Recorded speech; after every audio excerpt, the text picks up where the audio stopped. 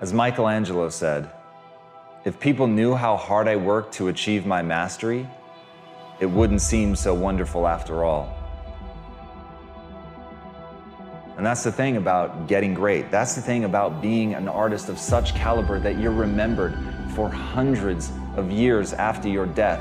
It is back-breaking work. It is a blinding amount of effort. It isn't about natural talent. That myth that some people are born with something that we celebrate so much is just that, a myth. You're born a lump of flesh. You can't hold your own head up. You may have predispositions, but that is a long way from actually crafting your ability until the point where it looks like magic. And that's the beauty of artistry, isn't it? That it's so unbelievable that you're more willing to believe that it was God-given, that they were anointed with it, than that they just worked their ass off. But the truth is, every one of the greats, no matter how much natural talent they were born with, they're remembered because they worked. They are remembered because they did so much work. Because in that work is hardship. In that work is difficulty. In that work is unbearable adversity. But it's in that adversity that the magic happens. And as Victor Hugo said, adversity makes men, prosperity makes monsters. So I know right now you wish you'd been born with some talent. You wish that all those dreams that you had, they were yours for the taking, that you didn't have to put blood, sweat, and tears into it, that somebody would hand you at least something in the beginning, that they would give you some start, some spark.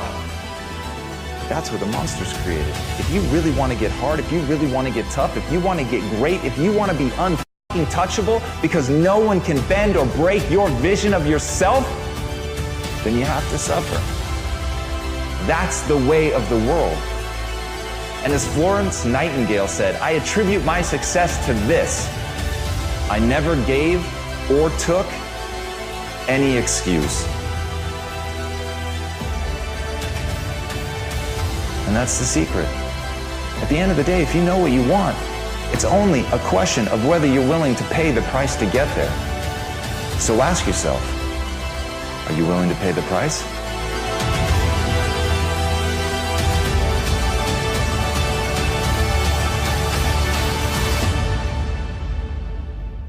I want you to know something, that the bigger your dream is, I want you to understand the harder the grind. The bigger your dream is, the earlier you're gonna have to get up. The longer you're gonna have to stay up. The bigger your dream is, the more effort you're gonna have to put in. You'll never see it for those of you who are 70% beast mode, 30% gazelle. That's just enough for that other person to outdo you. Listen to me, that's just enough for the other person who wants just what you want. I want you to think about those goals. I want you to taste them. I want you to internalize it. I'm telling you to dream your dream because I want you to feel it. I want you to taste it. I want you to know how close. I want you, just like when the weather is changing, you can feel it. I want you to be able to feel when you're getting closer to it and closer to it. But more importantly, I want you to know when you dream your dream that there are other people who are dreaming the exact same dream. When you said to yourself, when the ball comes down, this is what I want to accomplish, you're not the only person that wants to accomplish it. And now I ask you this question: what do you do when 1,000 other people want exactly what you want? What do you do when you're not the only one that wants to make $1 million in your company? You're not the only one that wants to be the president. You're not the only one that wants to be the CEO. What if you're not the only one that wants what you want? What if there are thousands of other people who want what you want? You have to outwork them. You gotta outgrind them. You gotta get up earlier. You gotta stay up later. You gotta execute, and you gotta go from 70 to 120. If other people are putting in 40-hour work weeks and you're putting in 100-hour work weeks, you will achieve in 4 months what it takes them a year to achieve. Stop crying and just keep hustling. Hustle is the most important word ever. If you want this, if you're miserable, or if you don't like it, or you want to do something else and you have a passion somewhere else, work 9 to 5, spend a couple hours with your family. 7 to 2 in the morning is plenty of time to do damage. I mean, you start building your equity and your brand and whatever you're trying to accomplish after hours. Everybody has time. Stop watching Lost. If you really have a drive and you really put your heart and soul into something, you can really make anything happen. Wanted to just prove everybody wrong, you know what I mean? I wanted to make it, and I was gonna make it regardless of what anybody said. This thing, you're doing it for yourself. You're not doing it for anybody else. Yes, your family supports you. Yes, your friends support you, but you're doing it for yourself at the end of the day. As Thomas Edison said, our greatest weakness lies in giving up. The most certain way to succeed is to always try one more time. I know there are going to be a million times in your life where you want to give up, where you absolutely ache with the desire to quit, where nothing sits inside of your gut other than the certainty that you are going to fail, that you are not good enough to push forward. But that is to fundamentally misunderstand the nature of a failure. The nature of a failure is not to tell you who you are. The nature of a failure is to tell you a way that didn't work. It's to inform, it's to educate you, it's to test you, it's to be a gut check to find out if you believe in yourself enough to push forward even when the world seems to be telling you not to. And as Brian Tracy said, attempt the impossible in order to improve your work. Think about that for a second. Attempt the impossible just to get better, to try the things that you know are going to fail, things that the world is going to tell you simply cannot be.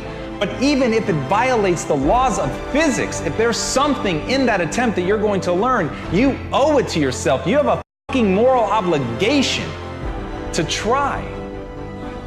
Because all of the people that will lie in your wake are the people that didn't try simply because they didn't believe that they could do it.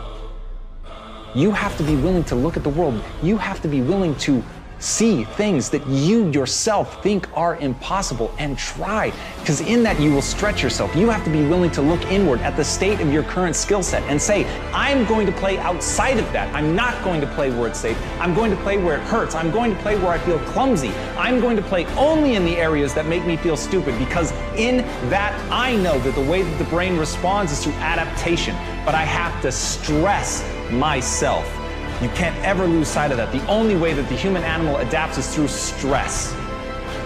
You have to be willing to break things in order to build something new. So if you want to push the boundaries, if you want to see just how far you can go, if you want to succeed at the highest level, if you want to play on a global scale, you have got to be willing to try the impossible, because right now, the things that you need to do are impossible for you, but they won't remain that way forever. And as Aristotle said, pleasure in the job puts perfection in the work. This doesn't have to be a tale of always being terrified. Everybody, myself included, screaming at you, telling you that you need to go do something great. The part they're leaving out is why the f*** should you care? You should care because it's the greatest joy. You should only listen to this if it's leading you down a path that makes you feel more alive, and that's the point. The point is to get in touch with something that makes you feel great, but not to let yourself starve or be stopped by a fear that you'll fail, by a fear that it can't be done. Have fun. Have the guts to enjoy yourself. Have the guts to go out and attempt something audacious and terrifying, knowing that all along, if you're doing it right, you're gonna have a good time. So all of this, going balls out, trying to prove something to yourself, trying to do something amazing, never lose sight that it's to build a better life. Never lose sight of the fact that you're doing it to create the person that you want to be. Never lose sight of the fact that it should be fun. What keeps you on top is the ability to think and prepare mentally over and over and over again. The body has limitations, the mind does not. We focus so much on what goes on from the neck down that we forget it all starts from here. Everything starts from here. If you're not mentally ready, you're never really physically prepared. And that's where the preparation starts. I firmly believe that everybody on this planet has a gift. It's your job to figure out what that gift is. Then it becomes your job to decide whether you're going to act on that or not. Everyone sees the work that you put in, but it's what you don't see is going to determine how far you're going to get. I hear stuff all the time. People say, oh, look in the mirror and you'll see why you're not succeeding. I don't believe that. Okay? It's what you don't see in the mirror. That's what's holding you back.